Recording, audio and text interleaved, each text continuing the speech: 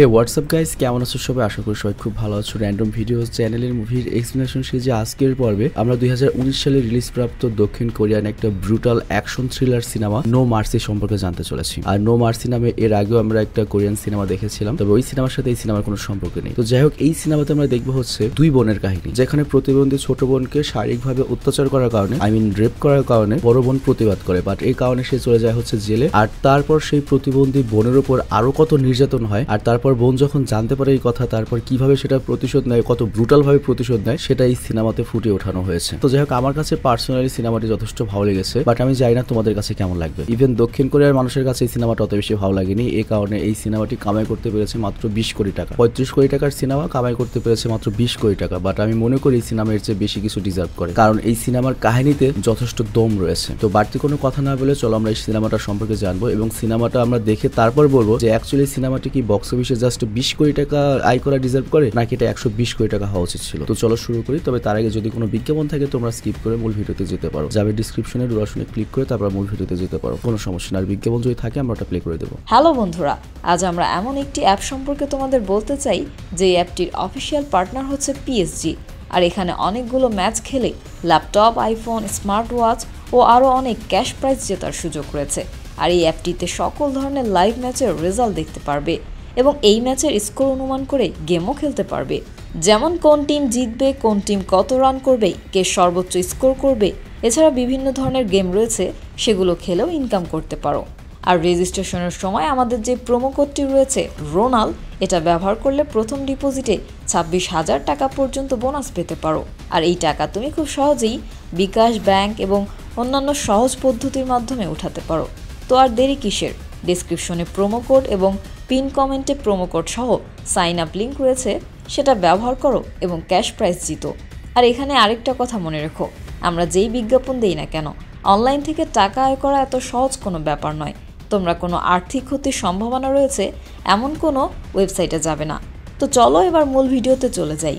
তো যাই হোক, এই সিনেমা যখন শুরু হয় তখন আমরা লাল ড্রেস পরে একটা মেয়েকে দেখতে পাই, যে কিনা তার গাড়ি থেকে নামে, আর তার হাতে অনেক বড় একটা লোহার হাতুড়ি ছিল, আর সে করে কি ওটা নিয়ে ভেতরে যায়। আর আমরা ওখানে একটা লোককে দেখতে পাই যে গাড়ির মেকানিক গাড়ি সারছে। তো সরাসরি মেয়েটি গিয়ে করে কি ওই লোকটাকে হাতুড়ি দিয়ে খুব বাজেভাবে একবারে মেরে ফেলে। মানে ইন্ট্রোতে এই কাহিনী দেওয়া হয়। তো এরপর মেন সিনেমার কাহিনীটা যখন শুরু হয় তখন আমরা এনায়া নামের একটা মেয়েকে দেখি, যে মাত্র ওই জেল থেকে ছাড়া পেয়েছে, আর সে একসময় দক্ষিণ কোরিয়ার একটা এমপি বা নেতার বডিগার্ড ছিল। তবে মেয়ে হলেও তাকে আন্ডার এস্টিমেট করা যাবে না। সে ক্যারাটেতে ব্ল্যাক বেল্ট এবং মনে করো অস্ত্র টস্ত্র চালানো অনেক ওস্তাদ। আর তাকে এমন একটা কেসে ফাঁসিয়ে দেওয়া হয়েছিল যে কাজটা আসলে সে কখনো করেইনি। মানে ও মিথ্যা শাস্তিতে 6 বছর জেল খেটে বের হলো। তো 6 বছর জেল খেটে আসার পরে সে ডাইরেক্ট আসে তার বাড়িতে, এবং তার একমাত্র ছোট বোন ইভির সাথে দেখা করে, যার বয়স বর্তমানে 20, কিন্তু ব্যবহার একেবারে বাচ্চাদের মতো। মানে ও মানসিকভাবে একটু প্রতিবন্ধী আর কি। তো এর জন্য ইনা ওর বোনকে একটু বেশি ভালোবাসে। তো যাই হোক, ইনা জেল থেকে এসে সিদ্ধান্ত নেয় যে সে এবার থেকে ছোটখাটো কাজ করবে, কোনো বড় কাজও করবে না, কোনো ঝামেলাও করবে না। তো যাই হোক, এখানে ইভি নামে যে ছোট বোনটা রয়েছে, ও এতখানি প্রতিবন্ধী যে ও ভালো মতো জানতেও না যে ওর বোন এতদিন কোথায় ছিল। আর ইনা তাকে এই কথা বলেও না যে সে জেলে ছিল, সে বলে যে আমি বিদেশ থেকে আসলাম। তো যাই হোক, এরপর দুই বোন যখন রাতে খাবার খেয়ে শয়, তখন ছোট বোন বড় বোনকে বলে আমি কালকে স্কুলে যাব না। কিন্তু বড় বোন তখন এই কথা অতটা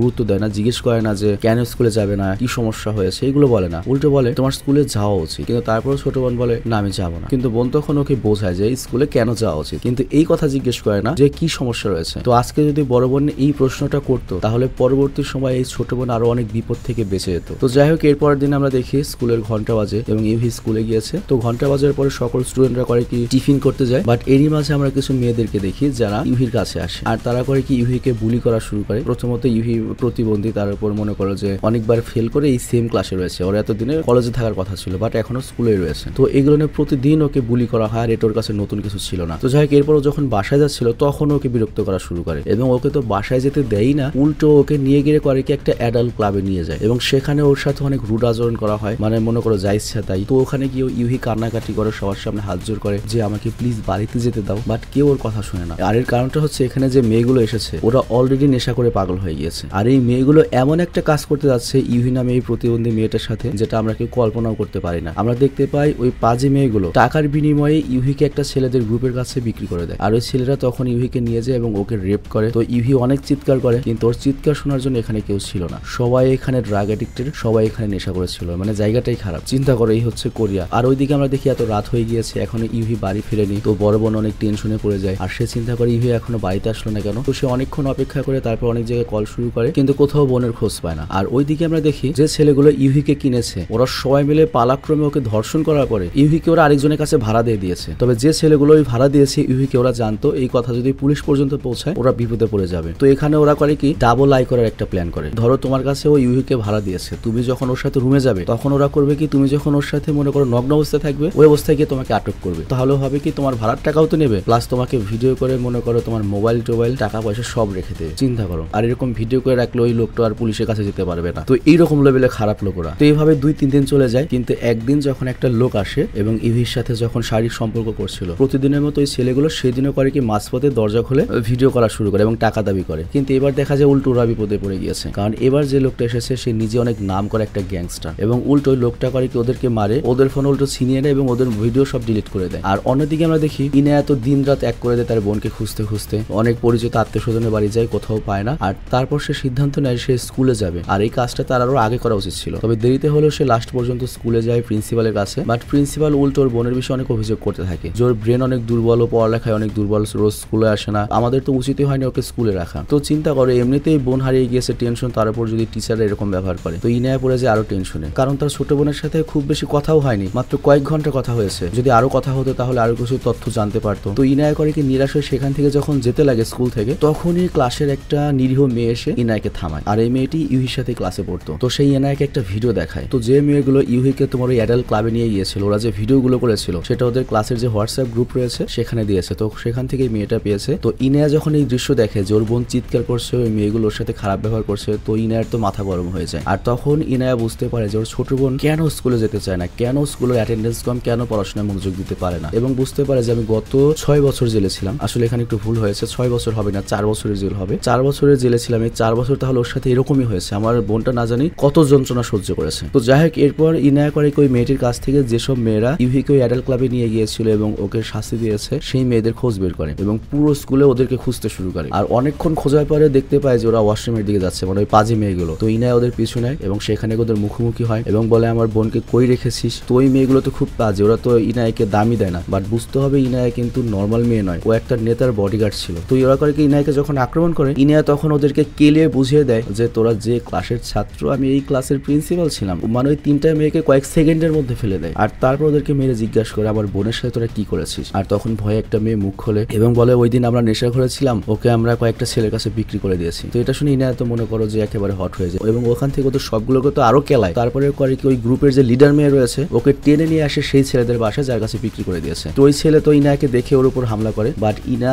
ওকেও এমন কেলানি দেয়। আর তারপর কেলানির পরে ইভির ব্যাপারে জিজ্ঞাসা করে। ওই ছেলেটি তখন বলে, আপনার বোনকে একটা গ্যাংস্টার নিয়ে গিয়েছে, আমরা আপনার বোনকে অনেক বাঁচানোর চেষ্টা করেছিলাম, কিন্তু এই গ্যাংস্টার অনেক বড়, আর এর জন্য সেখান থেকে আমরা প্রাণ বাঁচিয়ে চলে এসেছি। তো ইনা করে ওই লোকটার কাছ থেকে ওই গ্যাংস্টারের কিছু তথ্য নেয়। এখানে জাস্ট ওই গ্যাংস্টারের গাড়ির যে নাম্বারটা সেটা একটা ভিজিটিং কার্ডে লেখা ছিল, আর এই ভিজিটিং কার্ডে ওই গ্যাংস্টারের যে কেশিয়ার তার নাম আর মোবাইল নাম্বার ছিল। তো যাই হোক, ইনা করে কি ওদেরকে ওখানে সমাপ্তি করে দিয়ে সেই নাম্বারে কল দেয়, মানে ওই গ্যাংস্টারের ক্যাশিয়ারের নাম্বারে, বাট কোনো রেসপন্স আসে না। আর তখন ইনার সিদ্ধান্ত নেয়, আমার কি পুলিশকে কল করা উচিত, পুলিশের সাহায্য নেওয়া উচিত। কিন্তু তখন ইনার মনে হয় ও মাত্র জেল থেকে মুক্তি পেয়েছে, পুলিশ যদি এই ব্যাপারে জানতে পারে উল্টো আমারই বিপদ হবে, আমার বোনকে আমি খুঁজতে পারবো না। তো এই জন্য ইনার সিদ্ধান্ত নেয় যা করার আমি নিজেই করবো। আর যেহেতু ওই কেশিয়ার কল ধরেনি, তো এখন একমাত্র গ্যাংস্টারের গাড়ির যে নাম্বার রয়েছে ওই নাম্বার দিয়েই গ্যাংস্টারকে বের করতে হবে। বাট এটা মোটেও সহজ কাজ ছিল না। তবে তারপরও ইনিয়া তার বোনকে খুঁজে পাওয়ার জন্য এত পাগল ছিল যে সে যে কোনো কিছু করতে রাজি, এবং সে সিদ্ধান্ত নেয় যদি আমাকে মরতেও হয় মরবো, জেলে যদি আবারও যেতে হয়, সারা জীবন জেল খাটতে হয় তাও খাটবো, সবগুলোকে মেরে বোনকে বাঁচিয়ে নিয়ে আসবো। আর ওইদিকে আমরা দেখি সেই গ্যাংস্টারও করেছে কি, ইহুইকে এতদিন মনে করে নিজের রক্ষিতা করে রেখেছে, ভোগ করেছে। আর তারপর জ্যাং নামের যে একটা লোক রয়েছে ওর কাজই হচ্ছে আর কি পতিতালয় চালানো, ওর কাছে 2 লাখ ইওয়ানে বেচে দেয়। এবং জ্যাং করে কি কোরিয়ার বিভিন্ন জায়গা থেকে এরকম মেয়ে ধরে ধরে বিদেশে পাচারও করে আর কি। তো যাই হোক, এখানে জ্যাং এর সাথে আমরা একটা সুন্দরী মেয়ে অ্যাসিস্ট্যান্টকে দেখতে পাই, কিন্তু এই মেয়ে অ্যাসিস্ট্যান্টটি মূলত এইসব মেয়েদের বেচা কেনার মেন কাজটা করে থাকে। আর তারপর সিন বদলে যায় এবং আমরা দেখতে পাই ইনা পুরো শহরে সেই নাম্বারের গাড়ি খুঁজতে শুরু করে। তো প্রথমে সে করে কি শপিং মলের সব পার্কিং এ যায়, তারপর একে একে বড় বড় অফিসের পার্কিং এ যায়, এবং ফাইনালি তারপর যাই হচ্ছে সে রেড লাইট যে এরিয়া রয়েছে ওই শহরে, রেড লাইট এরিয়া মানে হচ্ছে যেখানে পতিতারা বসবাস করে আর কি, শিয়ারেতে যায় এবং সেখানে গিয়ে ওই গাড়িটা খুঁজে পায় যেটা একটা সিলভার কালারের মাস্টারিং ছিল। তো যাই হোক, ইনা যখন এখানে আসে তখন ওই গ্যাংস্টার এখানে আসে এবং গাড়ি চালু করে। তবে ইনার মাথায় আইডিয়াও ছিল না তার বোন এই বিল্ডিং এরই উপরে অত্যাচারিত হচ্ছে এবং চিৎকার করছে, তো এখানে ইনায়া করে ওই গাড়ির নম্বর থেকে তার একটা পুলিশ বন্ধুর সহায়তায় ফোন নম্বর বের করে ওই গ্যাংস্টারকে কল দেয়, বাট ওই গ্যাংস্টার কল ধরে না, ড্রাইভ করতেই থাকে। তো এই জন্য শেষ পর্যন্ত ইনায়া বিরক্ত হয়ে ওর গাড়ি দিয়ে ওকে চেস করে থাকে এবং ধাক্কা দিয়ে ওর গাড়িটা থামিয়ে দেয়। তারপর কারেন্টের শক দিয়ে ওই গ্যাংস্টারের গাড়িতে ইনায়া বসে পড়ে এবং দেখতেই পাচ্ছ ইনায়ার চোখে কিন্তু কোনো ধরনের ডর ভয় নেই। আর তারপর ইনায়া করে কি ওই গ্যাংস্টারের গলায় দড়ি লাগিয়ে দিয়ে ওকে অর্ডার দেয় আমার বোনের কাছে আমাকে নিয়ে চল। তো গ্যাংস্টার এখন আর কোনো অপশন ছিল না, তবে বুঝতে হবে এটা একটা গ্যাংস্টার, ওর মাথাও তো খালি কুটবুদ্ধি। তো ও করে কি ওর গাড়িকে মাঝপথেই অ্যাক্সিডেন্ট করিয়ে দেয়। তো এর ফলে ইনাও আহত হয়ে সামনে চলে আসে আর গ্যাংস্টার একটা চান্স পেয়ে যায় ইনার উপর আক্রমণ করতে। তো ওদের দুজনের মধ্যে খুব লড়াই হয় আর লড়াইয়ের মাঝে ওই গ্যাংস্টার ইনায়কে বলে দেখ তোর বোনকে ভোগ করা আমার শেষ হয়ে গিয়েছে, তো এর জন্য ওর প্রতি আমার আর কোনো ইন্টারেস্ট নেই, আর এর জন্য ওকে আমি পতিতালয়ে বিক্রি করে দিয়েছি। তো এটা শুনে ইনায়ের মাথা আরো গরম হয়ে যায় এবং মনে করে ওই গ্যাংস্টারকে ওখানেই মেরে পুরো বেহুশ করে দেয়, হয়তো আর জ্ঞান আর নাও ফিরতে পারে। আর তারপরে গ্যাংস্টারকে ওই গাড়ির টাঙ্কে বন্দি করে দেয়। আর তারপরে গ্যাংস্টারের ফোন নাম্বার থেকে ওই পতিতালয়ের যে ডিলার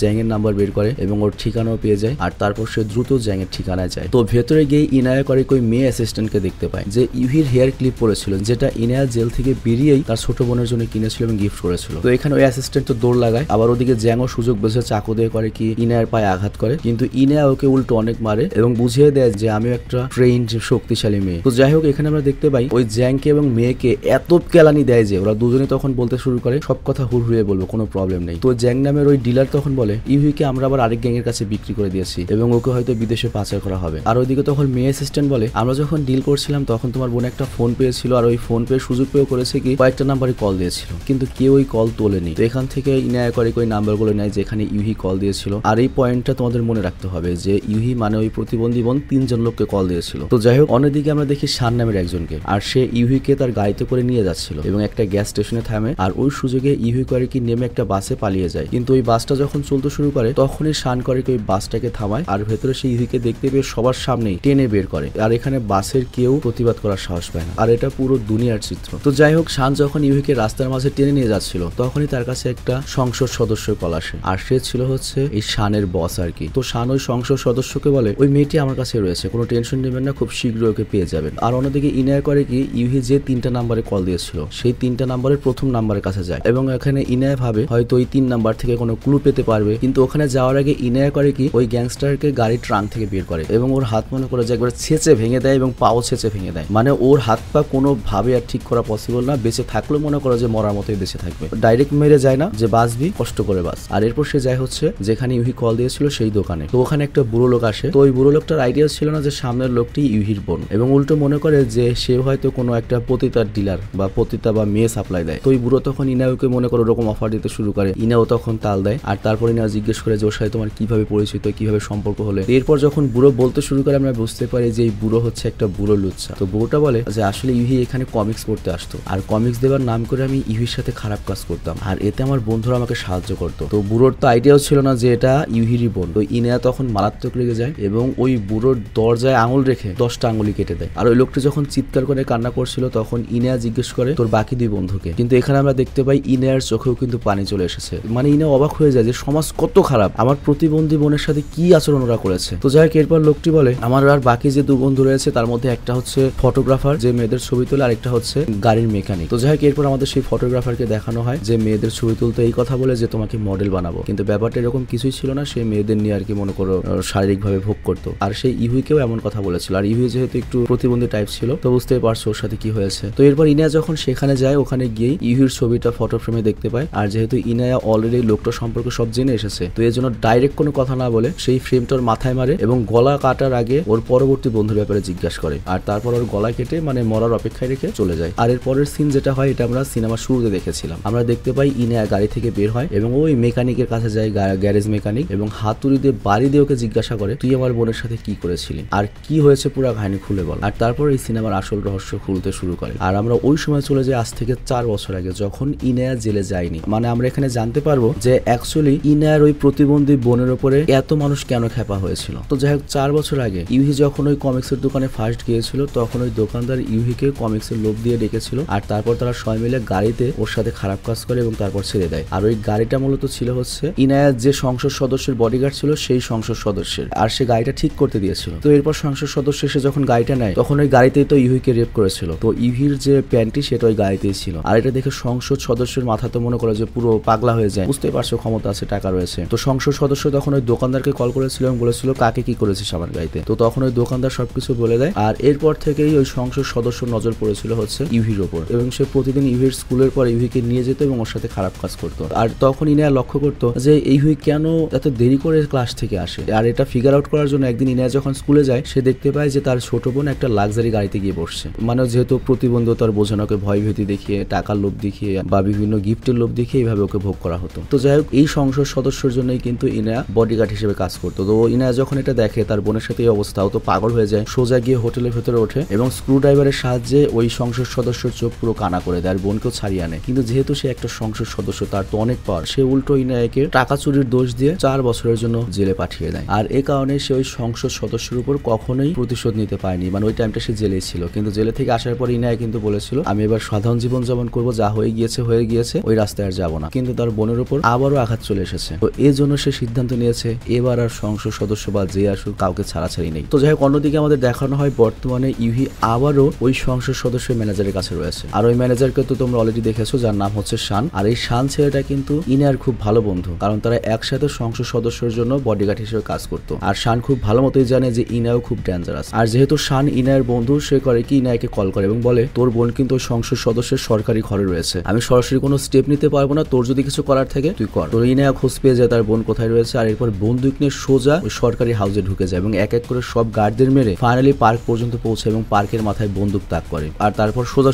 বোনের ব্যাপারে জিজ্ঞেস করে আমার বোন কোথায় বল। বাট তখনই পেছন থেকে আর অনেক লোক চলে আসে আর এই সুযোগ নিয়ে ওই সংসদ সদস্য সেখান থেকে পালিয়ে যায়। তো যাই হোক, এরপর আমরা দেখতে পাই ইনায়া তো ওই লোকগুলোকে অনেক মারে আর তারপর আবার ওই মাস্টারিং নিয়েই ওই গাড়ি নিয়েই পার্কের পিছু নেয়। কিন্তু এরই মাঝে পার্ক করে কি তার ম্যানেজারকে কল দেয় এবং বলে ইউকে তাড়াতাড়ি মেরে ফেল। কিন্তু শান এমনটা করে না, উল্টো ইনায়াকে লোকেশন পাঠিয়ে দেয় যে তোর বোন এখানে রয়েছে, তাড়াতাড়ি এখানে আয়, কিন্তু তার আগে ওই বুড়ো শয়তান পার্ককে তোর মেরে এখানে আসতে হবে। তো এখানে আমরা দেখতে পাই ইনায়া প্রচুর চেষ্টা করে, তার গাড়িতে ধাক্কা মারে, ওই সংসদ সদস্যকে গুলিও মারে, কিন্তু কথা আছে খারাপ মানুষ দেরিতে মারে, গুলিটা গিয়ে লাগে হচ্ছে ওই পলিটিশিয়ানের হাতে। আর এই কারণে সে বেঁচে যায়, কিন্তু ইনায়ের গাড়ি তখন একটা গর্তে আটকে যায়। আর এই সুযোগ নিয়ে পার্ক সেখান থেকে পালিয়ে যায়। আর তারপর সে সোজা পৌঁছায় লোকজন নিয়ে ম্যানেজারের কাছে। আর সে পুরো বুঝতে পেরে গিয়েছে যে তার ম্যানেজার শান সেই ইনায়কে খবর দিচ্ছিল এবং ওরা খুব ভালো বন্ধু। আর এই জন্য সে ইউহিকে মারেনি, উল্টো ওকে খোঁজ দিয়েছে। তো এই জন্য সে ডাইরেক্ট শানকেই মেরে দেয়। আর এদিকে আমরা দেখি ইনায়া বাড়িতে যায় এবং নিজেকে পুরোপুরি তৈরি করে ফয়াজকে মারবো নয়তো মরবো, কারণ তাকে এবার সোজা সংসদ সদস্যের যত বডিগার্ড রয়েছে, যত পুলিশ রয়েছে সবাইকে মেরে ওকে মারতে হবে, বোনকে উদ্ধার করতে হবে। তো যাই হোক, ওদিক দিয়ে কিন্তু ওই পার্কও রেডি ছিল, সে তার লোকজনের রেডি ছিল, বাট ইনাও অনেক চালাক ছিল। সে ডাইরেক্ট গাড়ি নিয়ে ঢুকিয়ে সবাইকে মারতে শুরু করে, কিন্তু মানুষ এক এক করে বেরিয়ে যাচ্ছিল। আবার ইনার বন্দুকের গুলিও শেষ হয়ে যাচ্ছিল। আর এদিকে আমরা পার্ককে দেখি যে ইউহিকে নিয়ে একটা রুমে যায় এবং এই সিচুয়েশনে মনে করো যে শালা এত খারাপ যে ইউহিকে ভোগ করতে যায়। তবে ইউহি কিন্তু ওই রুমের জানালা দিয়ে তার বোনকে মার খেতে দেখছিল। তো ইউহি তখন চিৎকার করে কাঁদতে থাকে, তার বোনকে ডাকতে থাকে, কিন্তু ইনার শরীরে তখন এতটুকু শক্তি ছিল না যে সে কিছু করবে, উল্টো মার খাচ্ছিল। কিন্তু তখনই ইনার মনে হয় আজকে যদি আমি না উঠতে পারি তাহলে আমিও এখানে মারা পড়বো আর আমার বোনকে সারা জীবন ওদের রক্ষিত হয়ে থাকতে হবে। আর এজন্য সে সিদ্ধান্ত নেয় আমি আবার উঠবো। তো যেই কথা সেই কাজ, ইনায় আবার উঠতে পারে এবং সবাইকে কেলানি দেয়। আর ওদিকে আমরা দেখতে পাই ওই রাজনীতিবিদ পার্ক কিন্তু আগে থেকেই প্রস্তুতি নিয়েছিল। তো ইনায়া তো অলরেডি মার খেয়ে পুরো আহত হয়ে গিয়েছে, অনেক দুর্বল হয়ে গিয়েছে। তো এর জন্য পার্ক একটু সুবিধা পায়, মানে এখানে আমাদের নায়িকা ইনায়া খুব একটা সুবিধা করতে পারে না। কিন্তু যখন ইনায়া সোফার দিকে তাকায় তখন সে দেখতে পায় ইহি বেহুশ হয়ে পড়ে রয়েছে এবং ইনায়া তখন মনে করো ইমোশনাল হয়ে যায়। আর এই সুযোগে পার্ক করে কি ইনায়ের পিঠে চাকু ঢুকিয়ে দেয়, কিন্তু ইনায়া এখানে ছিল একটা আহত বাঘিনীর মতো। ও ওই মুহূর্তে করে কি ওই ছুরিটা পার্কের পেটে ঢুকিয়ে দেয় এবং এতদিনের যত রাগ ছিল সব পার্কের উপর ঝাড়ে। যদিও ইনায়ের শরীরে কোনো শক্তি ছিল না, তবে তারপরেও পার্ক মরার আগ পর্যন্ত ওকে মারতেই থাকে। আর সেই পর্যন্ত মারতে থাকে যে পর্যন্ত ওর প্রাণ পাখি বেরিয়ে যায়। আর এইভাবেই এত শক্তিশালী একটা গ্যাং এর সাথে লড়াই করে এবং এই সব শয়তানদের মেরে তার বোনকেও বাঁচিয়ে ফেলে এবং সবাইকে উচিত শিক্ষা দেয়। তো যাই হোক, ইনাও যেহেতু অনেক আহত হয়েছিল এজন্য ওর শরীর থেকে ক্রমাগত রক্ত বের হচ্ছিল, কিন্তু তার বোন তো ছিল তার কাছে ওষুধের মতো। তো বোনকে দেখতে পেয়ে ওর নিজের শরীরের সব কষ্ট ভুলে যায় আর তারপর বাড়িতে এসে সবকিছু গোছাতে শুরু করে এবং আজকে ওরা দক্ষিণ কোরিয়া থেকে চলে যাবে। তো যাই হোক, ইনায়া যত প্রতিশোধ নিক যাই করুক না কেন, তারপরেও তার বোনের সাথে কি কি ঘটে গিয়েছে এটা ভেবে ইনায়া যখন তার বোনের দিকে তাকায় তখনই আবারও কান্না করে দেয়। আর এরকম একটা ইমোশনাল দৃশ্যের সাথে এই সিনেমাটা শেষ হয়ে যায়। তো যাই হোক, আমি জানি না তোমাদের কাছে সিনেমাটি কেমন লেগেছে, বাট অ্যাকচুয়ালি আমার কাছে সিনেমাটা অত খারাপ লাগেনি। বিশেষ করে one of the best revenge cinema ছিল এটি। তোমার এক্সপ্লেন দেখে হয়তো শরীরের রক্ত গরম হয়ে গিয়েছে, চিন্তা করে অ্যাকচুয়াল সিনেমাটা যদি দেখো কেমন লাগবে। কিন্তু আমি বুঝলাম না এরকম একটা সিনেমা এরকম ডিজাস্টার কেমন হলো। মাত্র 16 কোটি টাকা কামাইছে ভাই, যেখানে কোরিয়াতে দেখা যায় একবারে ফালতু সিনেমাগুলো মিনিমাম 150 কোটি টাকার ব্যবসা করে যায়, কিন্তু এই সিনেমাটা এত আন্ডাররেটেড হলো বুঝলাম না কিসের জন্য। তো যাই হোক, তোমার মতামত কি এই সিনেমাটি নিয়ে সেটা কমেন্টে অবশ্যই জানাবে এবং অবশ্যই বলবে যে ইনায়া যে নিজের হাতে আইন তুলে নিল ওকে এটা উচিত কাজ করেছে, কিংবা যদি আইনের সহায়তা নিত ও আর ওর বোন কি কখনো জাস্টিস পেত? তোমার কি মনে হয় সেটা কমেন্টে অবশ্যই জানাবে। ভালো থাকবে, সুস্থ থাকবে, টেক কেয়ার, আল্লাহ হাফেজ।